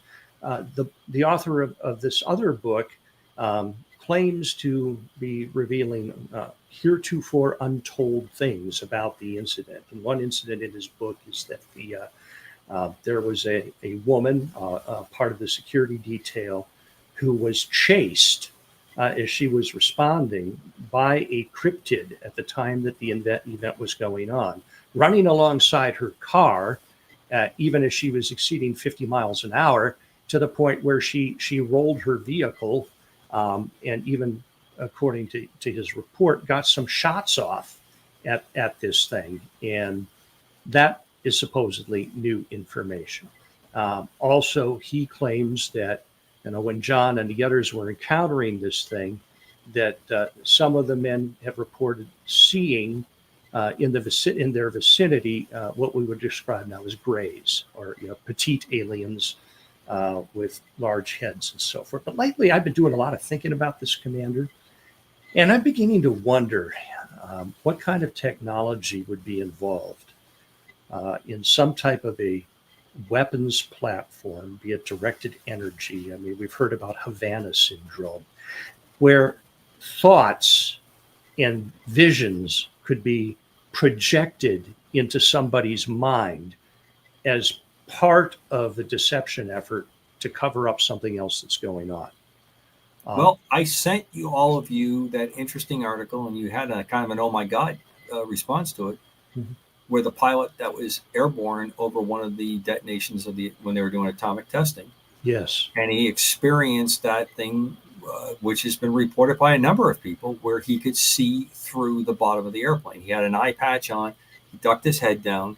The bright light went through it, and then whatever he experienced, but he had this description that he could see the ground, and he described what he could see. Now, it could be just a hallucination. I mean, that could be part of it, but that could be part that was induced by the detonation and what was going on.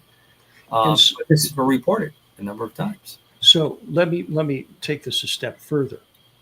Throughout history, we've had reports of people testifying to invasions of their bedroom at night by demonic entities, used to be called incubus and succubus back, in Middle Age times and so forth.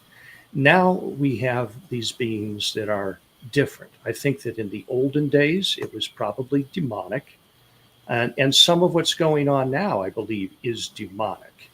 But if there was a way to project things appearing as they're not, and what you do is you would test it on supposed nobodies, people who don't have a dog in the fight, UAP wise, maybe don't care one way or the other.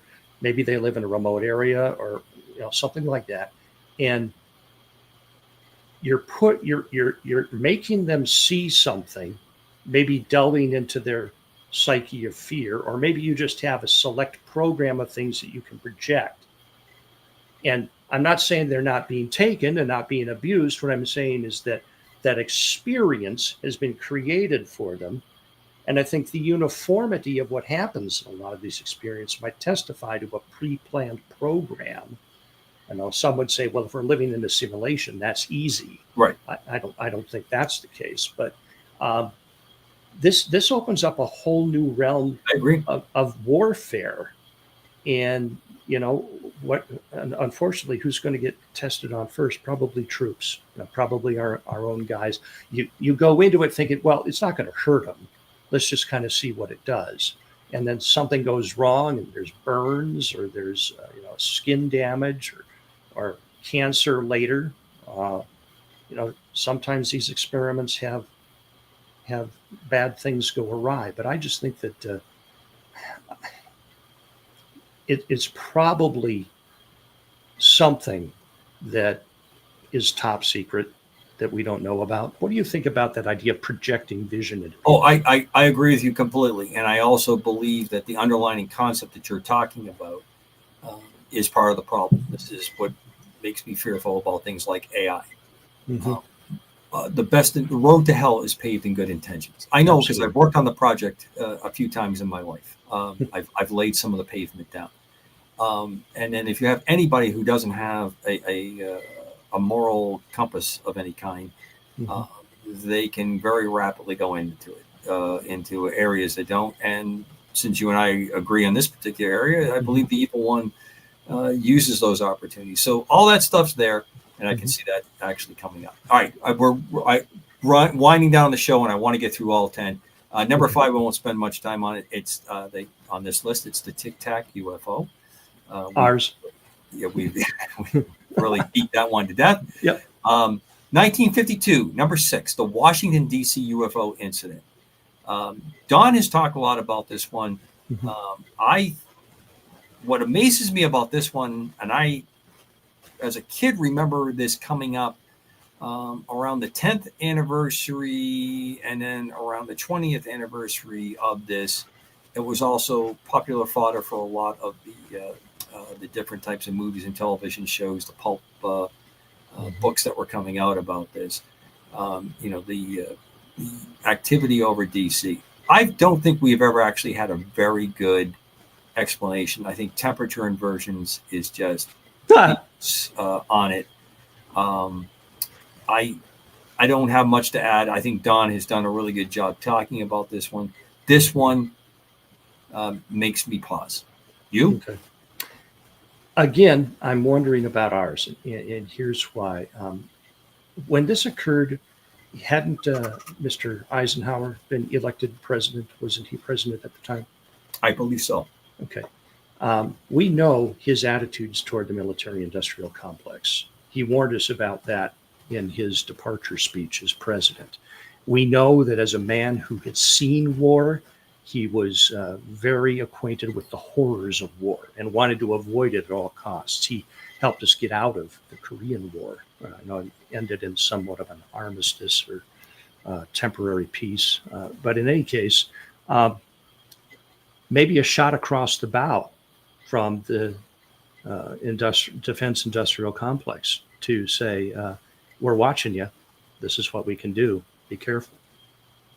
Okay. I'm gonna part with you a little bit on that one. I don't, but I think you raise at least a valid point. Number 7, the Westall incident. This is outside Melbourne, Australia.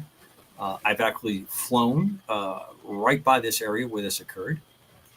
number of school children, upwards of 200 students and staff saw this, witnessed the Sasha spacecraft taking off and landing in a nearby field. It's left a lasting impact, and it's another one outside of Australia that has really dropped off, but it's it's a mass sighting. Mm-hmm. Any reaction to that one? Well, very similar to the Ariel incident in Africa. Yep. And the appearance of beings to children. Right, which was something that they incorporated in Close Encounters of the Third Kind, if you remember correctly. Yeah, I'm going to put that in unknown at this point. Okay. All right, one of my favorites. We have a lot of audience that have written me about it. We really do have to press Don to lead us on this one because he has some detailed stuff. The Battle of Los Angeles, 1942, number 8. It's been ridiculed. There is more there than has been passed out. I am not convinced that this one is just hysteria driving this to the point that it went. Your thoughts? Well, we know that the Japanese had been launching balloons off their submarines with bombs on them, and also from the all the way from the mainland. And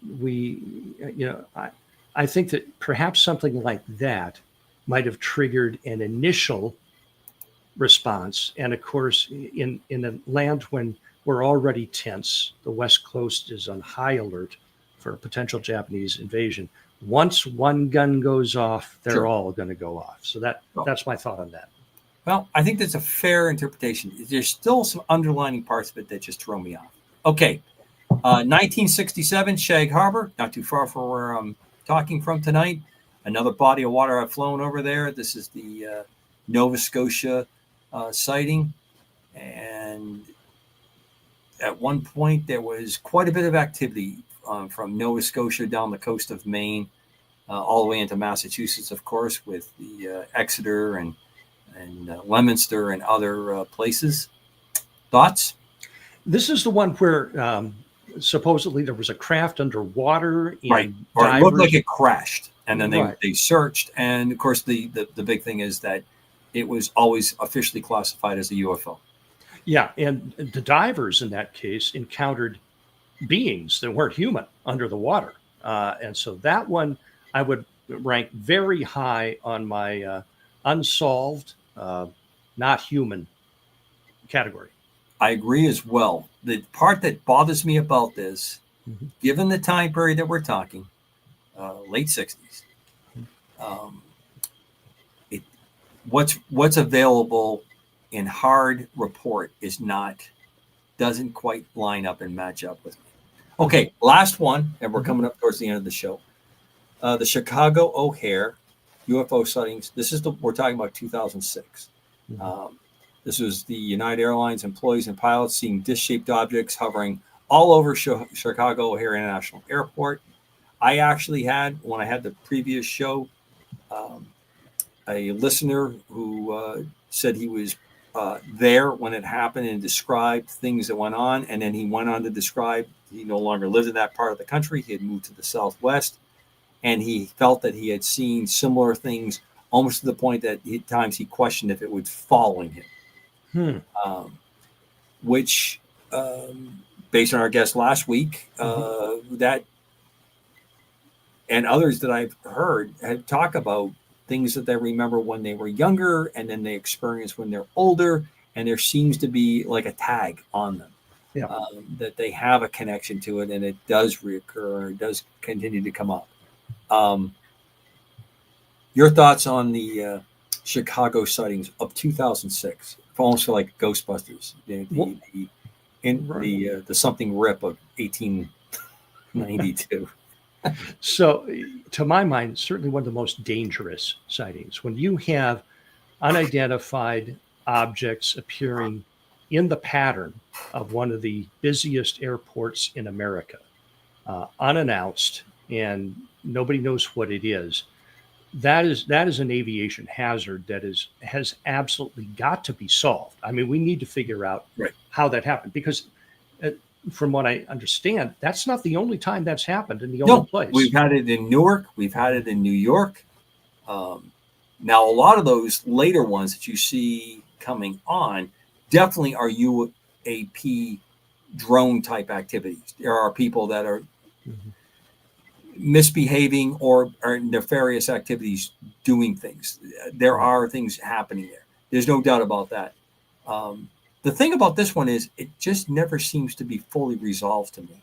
Yes. Because the nature of what you're talking about is that serious. Yeah, it's certainly a threat to life. I mean, we've seen some strange things happen around airports. Was it a couple of years ago? There was a guy in a jetpack flying around the LAX pattern. Yep. You know, people seeing a man outside their window, and it's not Well, William my Shatner. all-time favorite was the guy that took the balloons and put them to the lawn chair. Launch and had an air pistol to descend.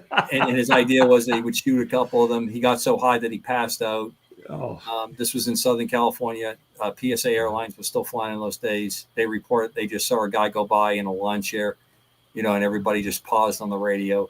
And he survived. He survived, and God bless him. And you know, and there's a whole sport out there of using small balloons to do this. Yes, there is a sport out there. People with baskets, and they have an array of small balloons. It's very popular. A lot of people. I think one of the most favorite trips is to go from UK to mainland Europe, you know, go across the channel, and because the prevailing wind, and it takes, you know, 45 minutes, stuff like that, and go do that. What could go wrong? You're laughing. Padre, you're laughing. Like, all I need is you to give the cross. All right, we're coming down. We're down to our last minute. God's peace that surpasses all knowledge and understanding. Thank you so much. Please drop us the emails. Please support the station. I hope you're excited as I am about what we have coming up with John Burroughs and Skywatcher and this production that we have coming up. It's going to be tremendous. Padre, I'll leave it to you for the final step. Well, it certainly has been a pleasure, Commander. I always learn a ton when we have these conversations on or off air. And judging from the feedback that we've gotten in our comments section, that's a program that has been appreciated. And people want more of our analysis of historical stuff. So we'll have to see what we can do about that. They are the greatest audience on the planet. Thank you for supporting us, and thanks for listening. Good night, everybody. Thank you.